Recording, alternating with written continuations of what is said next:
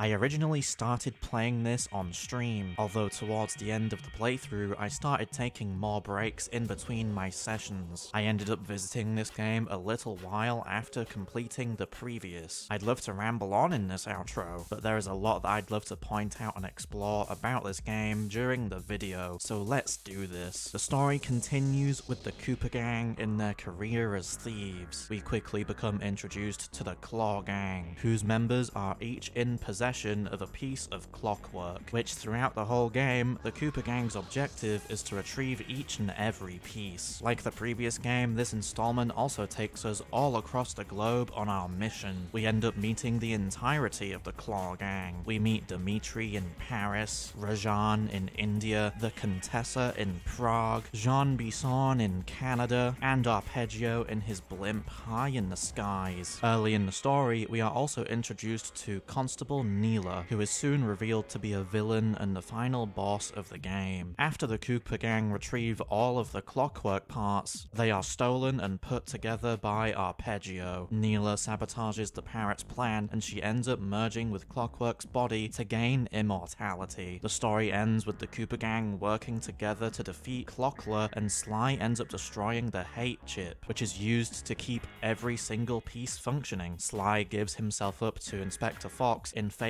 of Bentley and Murray, but he quickly escapes the helicopter and the game basically ends there. So now that we have the story out of the way, let's get into the gameplay of this sequel. While there are many a similarity shared between both games in the franchise so far, there are also some decent improvements. The vaults make a comeback in this game, where we have to collect clues for a code to unlock moves for use in missions and levels. This game includes a new health bar system known as the Thief Meter, which is honestly a nice improvement compared to the Lucky Charms in the last game. Sly 2 also added the pickpocket technique, which allows you to steal coins and precious items from guards and enemies, which you can exchange for upgrades and abilities in the safe house. The most obvious new addition in this game is the ability to play as Bentley and Murray. Honestly, this was a feature that I really wanted, as I wanted to see Murray's character be used more in this way, but I also was really curious about how the devs would allow his character to grow and contribute to the gang. I'm also really glad that they made Bentley playable too, with his gadgets, although I never fully utilized or explored his unlockable techniques. I found myself enjoying putting an enemy to sleep and then planting a bomb next to their body. With Bentley, we also encounter the hacking minigame, which honestly felt like the same thing over and over again, where you reach the end of the pathway and you have to insert yourself into this little green switch thingy to make something happen in the outside level. I did actually think it was really cool when I reached this level with the bullets bouncing off the walls, although this is where I just camped a corner until I won. When it came to bosses, there weren't many differences between them. The Jean Bisson fight had Bentley mash buttons for traps and environmental damage, and Rajan fought Murray in a side-scrolling fight, similarly to what you'd get with Injustice, although you had a bit more freedom to move around. So now we're getting into the outro of this review, and honestly there's a lot I have to say about this game. To start off my thoughts on a positive note, I truly believe that this game is a massive improvement from the first installment. I love all the new additions like the abilities and playable characters, and I love how the levels feel a lot less linear. There's genuinely more room for you to explore, so you can find the clues spread all around the levels. You can also find treasure items on pedestals in levels as well, which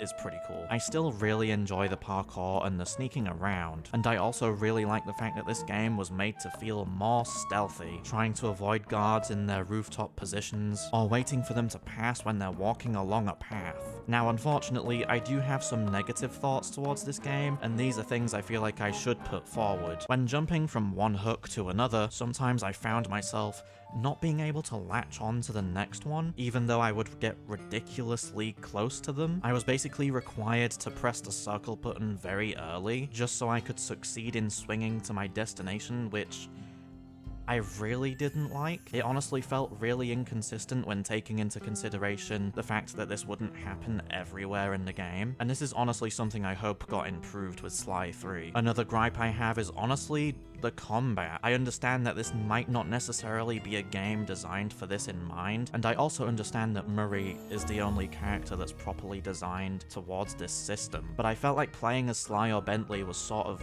punishing for me. There are moments where I did want to fight enemies, and I would just get absolutely obliterated, having to respawn or run away due to this. I would sometimes find myself falling into the water or the void of a level, and I would end up respawning right in front of a group of enemies, further halting my progress and restricting my movement so that I wouldn't be able to escape. This is where I remind myself of BFBB, where if you fall into an out-of-bounds trigger in the game, it resets the level around you and respawns you at a reasonable position, like a checkpoint. A final gripe I have is the cutscenes within the safe houses. During these, Bentley discusses with the rest of the gang how the heist is going to go down, although this isn't my problem. Later in my playthrough, I realized that if I lowered my in-game volume, I would find that these cutscenes' audio would play at a fixed level, making everything sound louder as a result, which I didn't really like. With my gripes out of the way, it's time to give my final result on this game. I would honestly give this game a 9 out of 10, which is considerably high.